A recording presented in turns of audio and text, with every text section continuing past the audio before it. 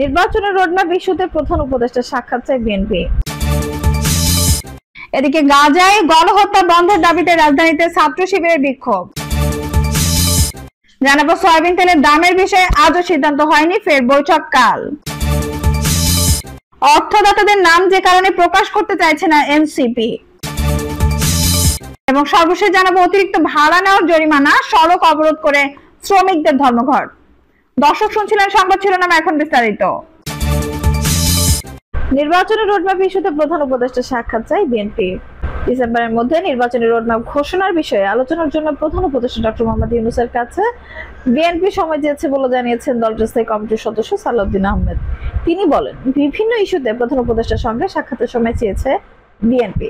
Doctor ইউনূসের সঙ্গে আলোচনার পরই পরবর্তী সিদ্ধান্ত নেবে দল। সালাউদ্দিন আহমেদ বলেন, নির্বাচন নিয়ে সৃষ্ট ধোঁয়াশা কাটাতে সুনির্দিষ্ট রোডম্যাপ ঘোষণা জরুরি।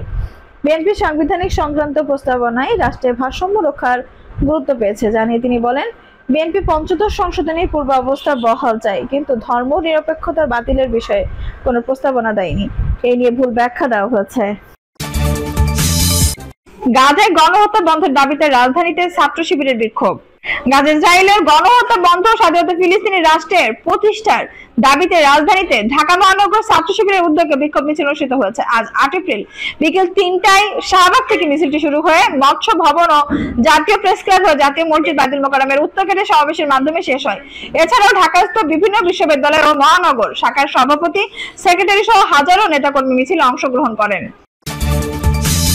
সয়াবিন তেলের দামের বিষয়ে আজও সিদ্ধান্ত হয়নি, ফের বৈঠক কাল। সয়াবিন তেলের দাম বাড়ানো নিয়ে সংশ্লিষ্ট পক্ষগুলোর সঙ্গে আজ মঙ্গলবার ও গত রোববার 2 দিন বৈঠক করেও সিদ্ধান্ত নিতে পারেননি বাণিজ্য উপদেষ্টা শেখ বশিরউদ্দিন। তাই আগামীকাল বুধবার সচিবালয়ে এই বিষয়ে আবারও বৈঠক ডেকেছেন তিনি। ওই বৈঠকের পরে জানা যাবে কত দাম বেড়েছে। বাণিজ্য মন্ত্রণালয়ের সূত্রে এই তথ্য জানা গেছে। প্রতি লিটার বোতলজাত সয়াবিন তেলের দাম 18 টাকা এবং খোলা সয়াবিন ও পাম তেলের দাম 13 টাকা করে বাড়াতে চায় কোম্পানিগুলো।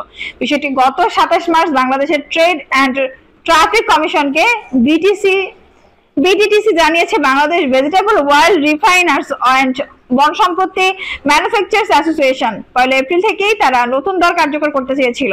সূত্রগুলো জানায়, কারখানার মালিকদের পক্ষ থেকে বৈঠকে জানানো হয়েছে আমদানি পর্যায়ে শুল্ক কর অব্যাহতির মেয়াদ শেষ হয়েছে গত মাসে। দাম বাড়াতে চাওয়ার মূল কারণ এটাই, তবে রেয়াত সুবিধা বজায় থাকলে দাম বাড়াতে চান না তারা। এদিকে কর রেয়াতের সুবিধা বহাল রাখার বাস্তবতা এমন এনবিআর নেই বলে বাণিজ্য মন্ত্রণালয় ধারণা পেয়েছে। এই কারণে এবারে রোজার মাঝামাঝি সময়ে ট্রাফিক কমিশন ভোজ্য তেলে আমদানি পর্যায়ে শুল্ক কর রেয়াতের মেয়াদ 30 জুন পর্যন্ত বৃদ্ধির সুপারিশ করে এনবিআর কে চিঠি দেয়, কিন্তু এনবিআর এখন পর্যন্ত কোনো সিদ্ধান্ত নেয়নি। ঈদের ছুটির আগে শেষ কর্মদিবস 27 মার্চ ট্রাফিক কমিশন এই বিষয়ে চিঠি দিয়ে 1 এপ্রিল থেকে প্রতি লিটার বোতলজাত সয়াবিন তেলের দাম 193 টাকা করার প্রস্তাব দেয় পরিষদ কারখানার মালিকদের সংগঠন।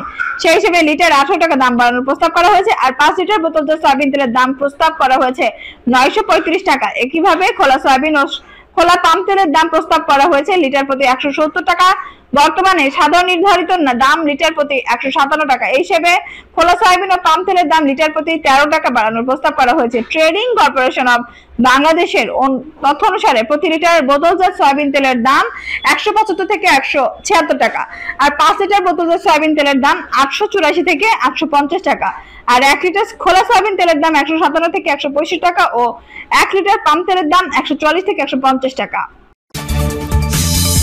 অর্থদাতাদের নাম যে কারণে প্রকাশ করতে চাইছে না এনসিপি। নাম আমরা প্রকাশ করতে পারছি না বলে মন্তব্য করেছেন জাতীয় নাগরিক পার্টির যুগ্ম আহ্বায়ক ডক্টর তাজনুভা জাবিন। গত 4 এপ্রিল ঠিকানায় খালেদ মহিউদ্দিন টাকশোতে অংশ নিয়ে এমন মন্তব্য করেন এনসিপির এই যুগ্ম আহ্বায়ক। রাষ্ট্র সমস্যার প্রশ্নে, নির্বাচনের সময়সীমা প্রশ্নে বিএনপির সঙ্গে এক ধরনের বিরোধ তৈরি হয়েছে এনসিপির। এসব বিষয়ে বাংলাদেশের জামাত ইসলামী, খেলাফত মজলিসের মতো ধর্মভিত্তিক দলগুলোর সঙ্গে জুলাই আন্দোলনের সমন্বয়কদের মতের মিল বেশি দেখা যাচ্ছে। তবে এনসিপির যুগ্ম আহ্বায়ক ডক্টর তাজনুভা জাবিন দাবি করেন, তাদের দল ধর্মভিত্তিক রাজনীতি চর্চা করবেন না। তিনি বলেন, এনসিপি মধ্যপন্থী দল হতে চায়। অনেক রকম মানুষ এসেছেন ছাত্র জনতার এই দলে, আমরা সবাইকে নিয়ে এগোতে চাই। যারা বাংলাদেশপন্থী তাদের সঙ্গে নিয়ে রাজনীতি করতে চাই। এছাড়াও এই অনুষ্ঠানে অতিথি ছিলেন বিএনপির স্বনির্ভর বিষয়ক সহ সম্পাদক নীলোফার চৌধুরী মনি। সমসাময়িক রাজনীতি নিয়ে ঠিকানা টিভির প্রধান সম্পাদক খালেদ মহিউদ্দিনের নানা প্রশ্নের জবাব দেন 2 অতিথি।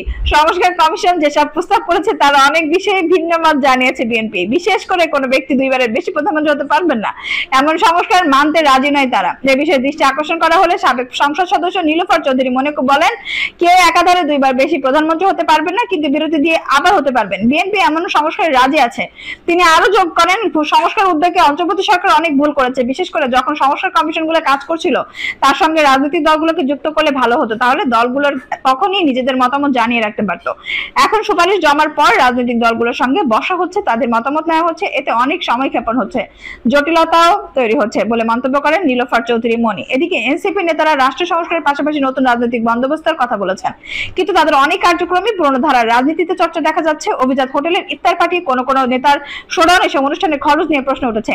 এই প্রসঙ্গে চিকিৎসা পেশা থেকে রাজনীতিতে আসা ডক্টর তাজনুভা জাবিন বলেন, আর্থিক সচেতনতা আমাদের অন্যতম অগ্রাধিকার। এর মাধ্যমে আমরা বিএনপি জামায়াতের রাজনীতি থেকে আমাদের রাজনীতি পার্থক্য গড়ে তুলব, কারণ আমাদের সাথে আমাদের আগে প্রতিষ্ঠিত দলগুলোর শোডাউন, বেশি শক্তি এসব চর্চা করেছে, আমরা এসব করতে চাই না। আগে থেকে চলে আসা দমন পীড়ন সংস্কৃতির কারণে আমাদের ডোনারদের নাম আমরা প্রকাশ করতে পারছি না। তার ভবিষ্যতে সুশীল সমাজের বড় একটি অংশ এনসিপিতে যুক্ত হয়েছে।